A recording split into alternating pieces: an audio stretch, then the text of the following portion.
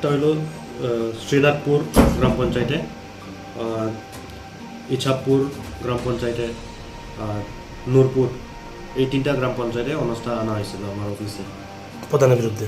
প্রধানের বিরুদ্ধে। তারা কি লিখিতভাবে অভিযোগ জমা দিচ্ছে? হ্যাঁ, লিখিত ফর্ম 2-তে।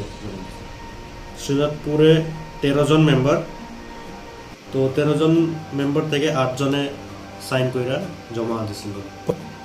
আর ইছাপুরে 11 জন মেম্বার টোটাল, 11 জনের মধ্যে 5 জনে প্রধানের বিরুদ্ধে সাইন করছিল। নূরপুরে টোটাল মেম্বার হইল 9 জন, 9 জনের মধ্যে 6 জনে সাইন করে প্রধানের বিরুদ্ধে অনুষ্ঠান আনা হয়েছে। এই তিনটা গ্রাম পঞ্চায়েতে, আর অন্য কোনো গ্রাম পঞ্চায়েতে আইসে না।